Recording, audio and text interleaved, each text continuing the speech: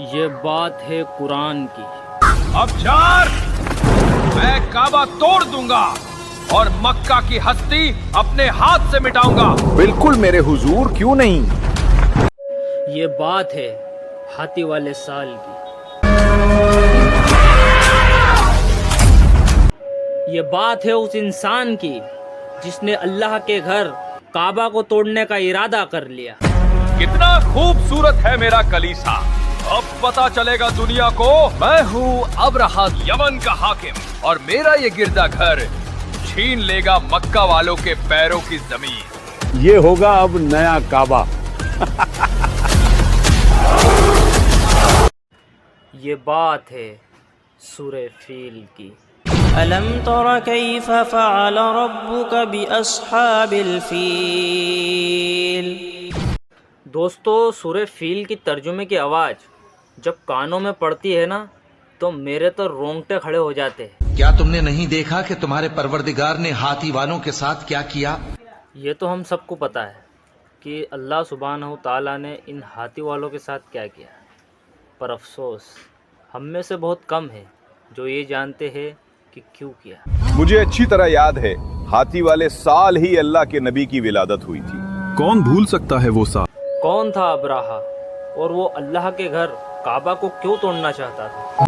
ईसा मसीह के इस कलीसे की चमक के आगे भूल जाएंगे सब अल्लाह के उस घर को। बिल्कुल मेरे हुजूर, कहाँ वो मिट्टी का काबा और कहाँ हमारा ये खूबसूरत कलीसा। क्या है इस सूरत के नाजिल होने की कहानी, और सबसे इम्पोर्टेंट बात, इस 1400 साल पुरानी सूरत का हमारी ज़िंदगी में क्या काम है? इन सब सवालों के जवाब जानेंगे हम इस वीडियो में। अलम तरा कैफ फ़अल रब्बुक बिअस्हाबिल फील अलम यजअल कैदहुम फी तज़लील। बहुत सारे स्कॉलर्स का मानना है सूरे फील मक्का में इसलिए नाजिल हुई ताकि कुरैश को ये एहसास दिलाया जा सके कि जिस नबी आप सल्लल्लाहु ताला अलैहि वसल्लम की जो मुखालिफत कर रहे हैं, वो नबी असल में अल्लाह का पैगाम दे रहे हैं, जिसका घर काबा है। मोहम्मद का पैगाम लोगों में फैल रहा है। लोग एक एक करके उन पर ईमान ला रहे हैं। तुम क्या कहते हो इस बारे में? मान लो कि मोहम्मद सच्चे हैं, लेकिन फिर भी हमें उन्हें रोकना ही होगा। जरा सोच कर देखो, अगर हम इन बुतों को निकाल फेंकेंगे तो क्या होगा? होगा क्या? न 360 बुत होंगे और ना ही हम सर्दी गर्मी के वो सफर कर सकेंगे। हो सकता है आसपास के कबीले हम पर हमला कर दें, जैसे अब्राहा ने किया था। असल में ये बात है साल 570 ईस्वी की। अभी नबी पाक सल्लल्लाहु अलैहि वसल्लम की विलादत नहीं हुई थी। जो यमन का हाकिम अब्राहा आज बहुत खुश था। उसने शहर सना में एक शानदार क्रिश्चियन कलीसा बनवाया था जो सोने चांदी और कीमती जवाहरात से सजा हुआ था। उसे उम्मीद थी कि अब लोग मक्का नहीं जाएंगे बल्कि उसके कलीसे का तवाफ करे और यमन बिजनेस का नया मरकज बन जाएगा। देखना अफजार, ये गिरजाघर यमन की नई तकदीर लिखेगा। हर रोज सूरज की पहली किरण के साथ अलग अलग मुल्कों के न जाने कितने काफिले मक्का की गलियों में दाखिल होंगे। ये दूर दराज इलाकों के लोग काबा का तवाफ करते, अपने बुतों को चढ़ावा चढ़ाते और फिर तिजारत करके अपने अपने मुल्कों को लौट जाते। मक्का में हर तरह का हुनर है। सही कहा। आओ कुछ चाकू खरीदें। ये मिट्टी के बर्तन बहुत खूब बनाए हैं। क्या दाम है इनका? मक्का में सारी दुनिया के फल मिलते हैं। बिल्कुल, वो देखो उधर हिंदुस्तानी सेब भी है। मगर हर गुजरते हुए दिन के साथ अब्राहा का गुस्सा बढ़ता गया। उसकी हर कोशिश नाकाम हो गई। समझ नहीं आता अफजार, लोग उस मिट्टी के घर की तरफ क्यों जा रहे हैं? मैं खुद हैरान हूँ हुजूर। उसके कलीसे पे नजर तो सबकी जाती, लेकिन दिल तो सिर्फ काबा पे माइल था। देखो जरा कितना खूबसूरत गिरजाघर है। अब चलो, कहीं मक्का पहुंचने में देर ना हो जाए। और इस तरह देखते ही देखते दिन रातों में ढल गए, रातें महीनों में बदल गई। और फिर उस चिकती खामोश रात में उसने ये फैसला किया। अफसार, जी मेरे हुजूर। काबा को मिटाना होगा। जब तक वो काबा रहेगा हमारा कलीसा कभी मशहूर नहीं होगा। लेकिन एक वजह चाहिए। वजह भी मिल जाएगी अफसार, वजह भी मिल जाएगी। और कुछ दिनों बाद हमला करने की वजह भी मिल गई थी। मक्का के कुछ नौजवानों को इस बात की खबर हो चुकी थी कि अबरा यमन को एक नया बिजनेस सेंट्रल बनाना चाहता है। काबा उनके लिए सिर्फ इमारत नहीं थी, बल्कि उनके दीन और इज्जत का मामला था। और इसी वजह से कुछ बद्दू लोगों ने उस कलीसे को बर्बाद करने का इरादा कर लिया। तो ये है वो इमारत, कितनी खूबसूरत है। आज के बाद नहीं रहेगी। चलो जल्दी करो, तुम उस तरफ लगाओ। अब चलो, आग अपना काम खुद कर लेगी। मेरा कलीसा, मेरा कलीसा, मेरा कलीसा। अब चार, ये सिर्फ कलीसिया नहीं जलाया गया है, ये मेरी शान, मेरा नाम, मेरा फख्र, सब कुछ जलाया गया है। कौन था जिसने ये जुर्रत की? मैं उसे बर्बाद कर दूंगा। मेरा कलीसा।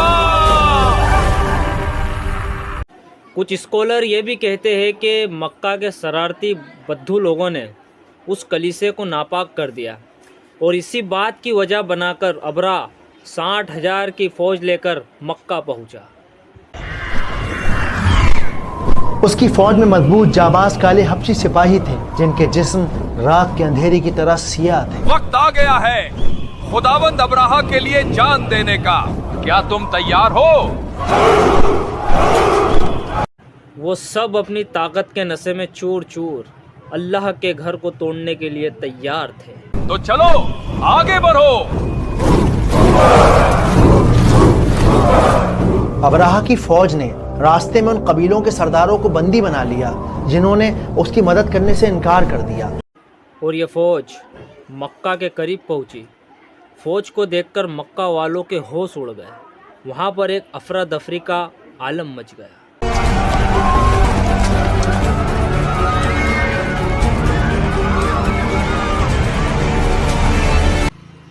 मगर इनमें से सबसे खौफनाक थे उनके हाथी।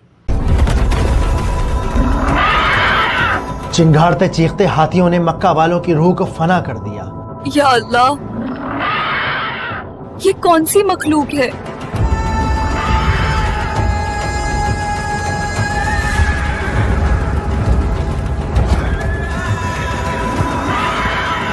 मक्का वालों ने आज तक इतने बड़े जानवर को नहीं देखा था।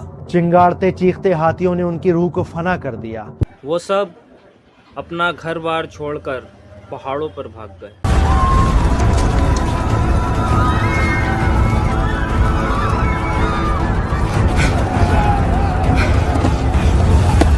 हम मुट्ठी भर लोग इतनी बड़ी फौज का सामना कैसे करेंगे? लेकिन मक्का के सरदार आप सल्लल्लाहु ताला अलैहि वसल्लम के दादा अब्दुल मुत्तलिब ने हिम्मत ना हारी। उन्होंने खुद फैसला किया कि वो अबराह से बात करेंगे।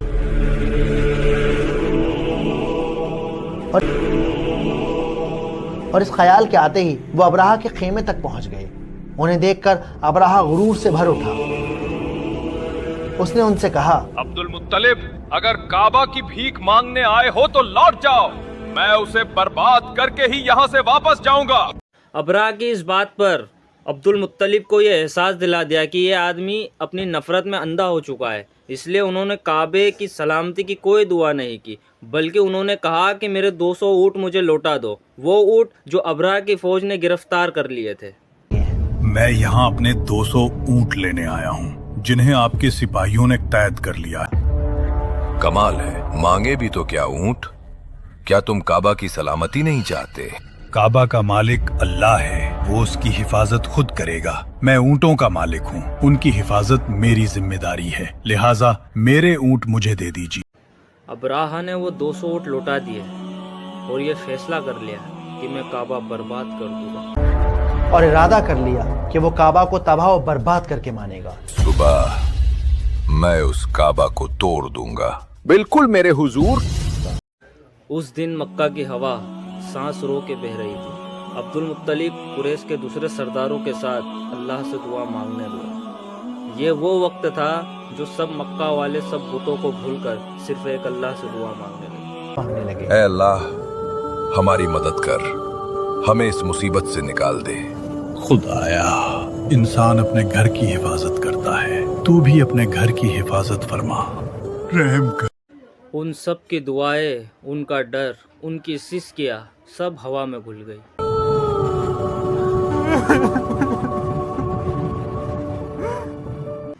और फिर वो सब अल्लाह के घर को छोड़कर पहाड़ों पे चले गए। ओ मेरे अल्लाह, तेरा घर काबा तेरे हवाले। हाँ, आगे बढ़ो।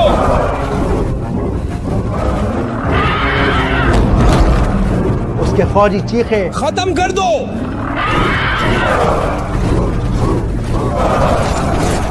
उन हाथियों ने एक शानदार तमाशा खड़ा कर दिया।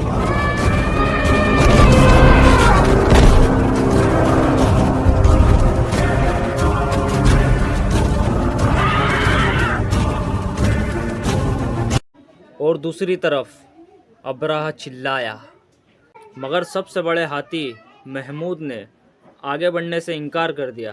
वो वहीं जमीन पे बैठ गया।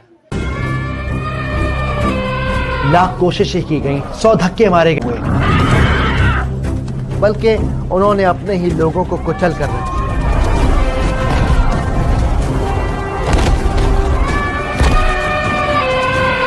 जब उन हाथियों को वापस उल्टा चलाया जाता तो वो दौड़ने लगते, लेकिन जब उन्हें काबे की तरफ भेजा जाता तो वो जमीन पे बैठ जाते।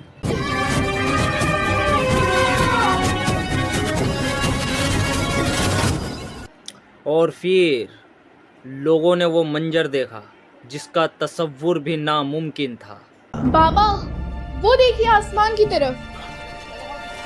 ये क्या मुसीबत है? सुभान अल्लाह।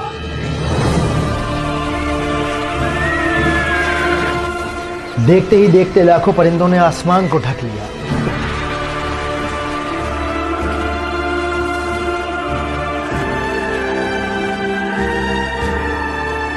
इन परिंदों ने अपनी चोंच और पंजों में छोटी छोटी कंकड़ियों को पकड़ा हुआ था।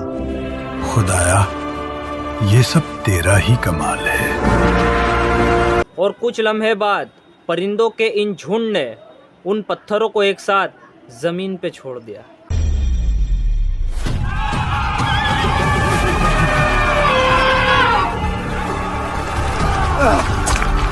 आसमान से हजारों छोटे छोटे पत्थर बरसने लगे। ऊंची बुलंदियों से गिरता हुआ हर पत्थर जिस्म को गोली की तरह लगता था। अबराह की फौज को ऐसा लगा जैसे आसमान से शोले बरस रहे हैं। घोड़े, हाथी, काले हबशी सिपाही अपनी जान बचाकर भागने लगे। अबराह गुस्से से चीखा, आगे बढ़ो! फौजी चिल्लाए, पीछे हटो! दिन बढ़ता गया। वो सब हजारों लाखों की तादाद में मारे गए। और फिर खुदा ने आसमान में बिजली घोंपी।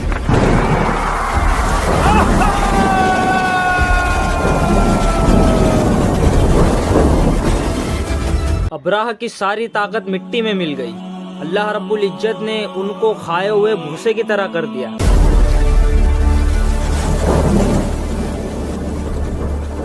इस वाक़े के 50 दिन बाद हुजूर कायनात सल्लल्लाहु ताला अलैहि वसल्लम की विलादत हुई।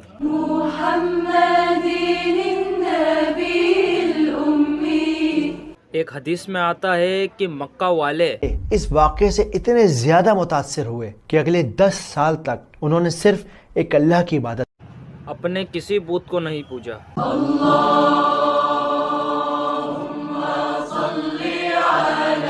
तो हजरात, ये थी सूरह फील की ब्रेकडाउन स्टोरी। मिलते हैं अगली वीडियो में। अबू हादी, हमें वो सूरा तो सुनाओ जो नबी पर नाजिल हुई है।